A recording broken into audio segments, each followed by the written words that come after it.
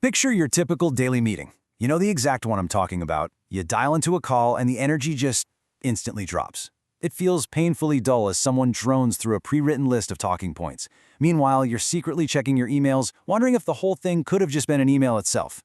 Now, I want you to completely erase that image. Instead, imagine a dynamic, warm exchange. A conversation where everyone is deeply tuned in, where real connections are actually forged, and where high-value work gets done.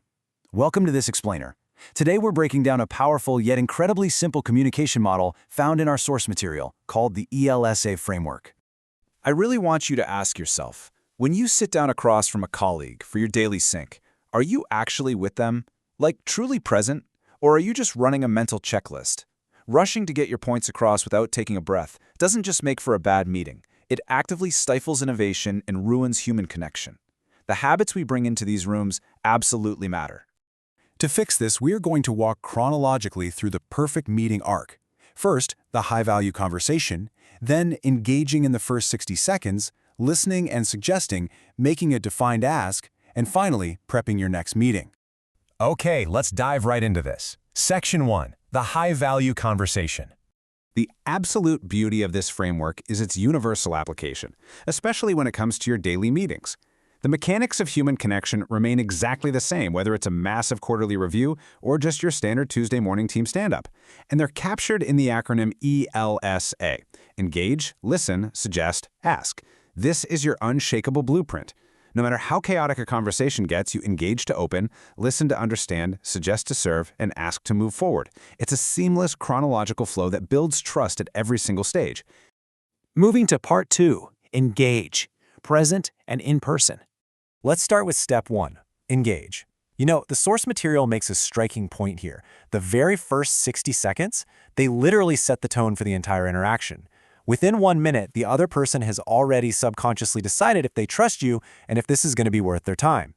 That brings us to the core directive.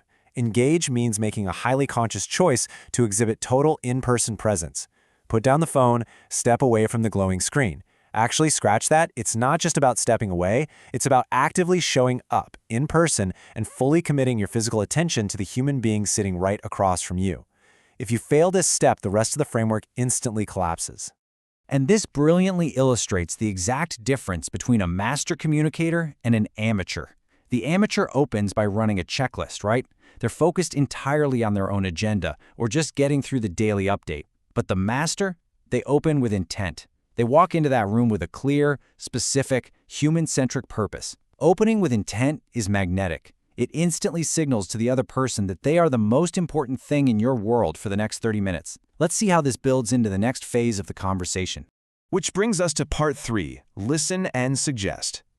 Once you've established that physical presence, the real mental work begins. You set the stage, and we transition to active service. Now, what's really fascinating about this concept is how it redefines listening. Let's be honest, most of us don't actually listen during our one-on-ones. We're kind of just waiting for our turn to talk. ELS demands active listening. You must listen to capture their exact language. You're listening for the signal underneath the words, the specific phrases they use to describe their bottleneck or their goal. Because a follow-up question that repeats their exact phrase back to them fundamentally says, "I heard you." And believe me, that is worth 100 times more than any pitch you could ever memorize.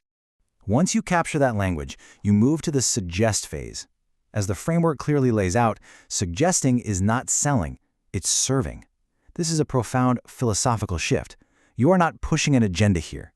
You are specifically connecting what you just heard from them using their exact words to what you can offer to help. You're suggesting a path forward that alleviates the exact problem they just trusted you enough to share. All right, Part 4, ask. The defined step. If you have engaged completely, listened actively, and suggested a helpful connection, the ask isn't awkward at all. It's inevitable. It is the natural, non-negotiable result of doing the previous steps correctly. But you can't just throw out a vague, "Hey, let's touch base later." No way. The ask must be owned by a specific person, dated with a hard timeline attached, and confirmed by both parties right there in the room. A daily meeting should never, ever end without this sharply defined next step. But hey, what happens when things go wrong? What if you get to the end of the meeting and trying to secure that owned, dated, confirmed next step feels incredibly forced and awkward? Well, the framework offers a brilliant, built-in safety valve. If the ask feels hard, you must immediately retreat back to L. Go back to listen. If they're resisting the ask, it simply means you missed something earlier. You didn't hear their real objection. So stop pushing, ask a clarifying question, and listen again. Finally, part 5, prep your next meeting. So the crucial point is, we know the steps, but a framework is basically useless if it stays as mere theory. I want you to look at your calendar right now and pick one daily meeting you have tomorrow. Just one. You must write out the answers to these 4 questions before you ever walk into that room. For E, how will you engage? What's the opening intent you walk in with? For L, what specific signals will you listen for? The phrase you'll capture verbatim. For S, what will you suggest to connect what you heard to what you can offer? Make it specific, not generic. And lastly, for A, what will you ask for? What is that defined, owned, dated, and confirmed next step? Write these down and your daily sync is practically guaranteed to succeed. We've covered the whole structure, but the true power of this explainer lies in this final thought from our source material. ELSA cannot be franchised. It lives in the person, and that's the advantage.